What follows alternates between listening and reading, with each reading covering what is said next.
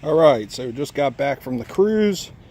Second time around, everything went good other than me stalling because I put it in second instead of first.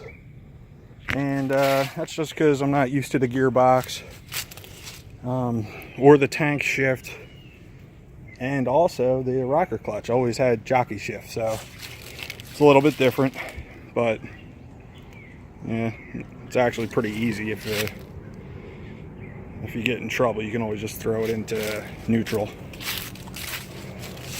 So this is a 75 shovel head, matching motor, frame, and title. I'm not sure about the trans, but everything's good. You got numbers on the frame here, as well as this sticker. We left the stickers on. This is a frame up build, and the only thing that was hacked on the frame is the rear tank mounts, and the only thing added to the frame was a hole and a bung welded in for the rear tank mount of the King Sporty tank. So it's got a King Sporty tank, it's got an original Crazy Frank's fender, original seat, and the lights original. It's got original star hub, 16-inch on the rear, with a brand new Avon, I think that's a safety or whatever they call it, tire. I'm going to include an extra nice star hub that I have, 16. I just didn't get around to putting on because there are some spokes that are a little crusty on this. So we shortened up the shocks. It's got a pan head round swing arm on here, as well as I think it's the earliest drum.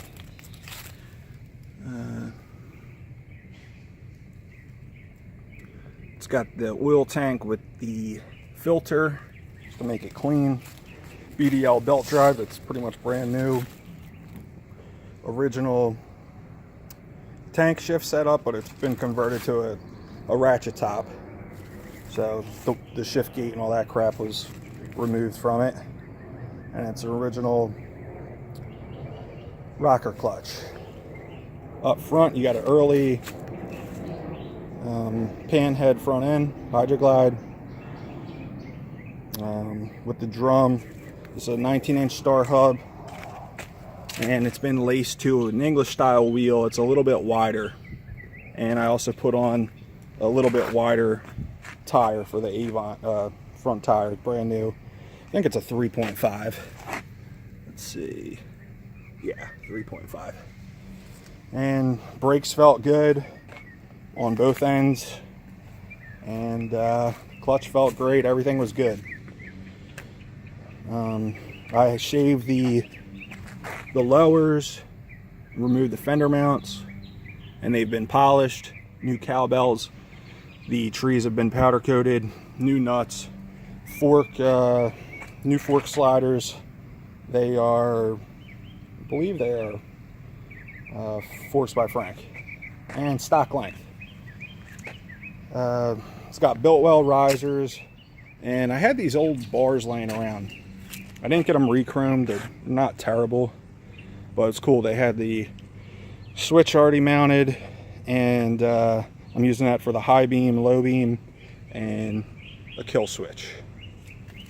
So the headlights, original Bates NOS side mount, and it's got a Bates side mount bracket.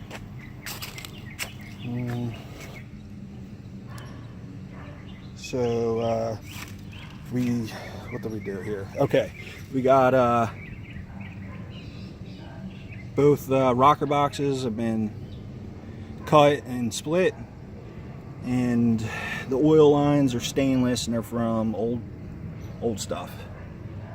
I had my buddy do some engraving on this bike. Pretty much all the aluminum bits have some sort of engraving. Spider web on the mag. Lightning bolt.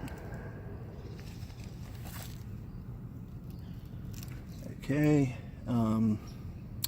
Yeah, I also removed the 9th mount, which would be for the rocker boxes. That would be right here. I removed it and also I cut it so that it's, you know, it looks like fins and it's a fin. I just didn't get around to filling that hole in. But carb's a Super E, and I put all the little trinkets on there for adjusting and whatnot.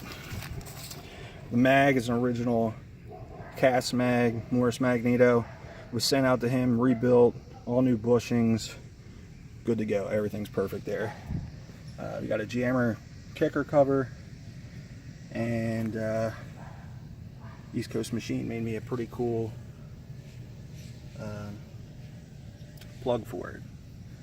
And just got a set of Paco pipes, nothing crazy here. But I guess that's really about it. Got cherry foot pegs on the rear for your old lady. Hopefully she's still cherry. And basically the same thing, but they're Andersons up front. Everything's been painted or powder coated or polished. And cleaned up, rebuilt, all that good stuff.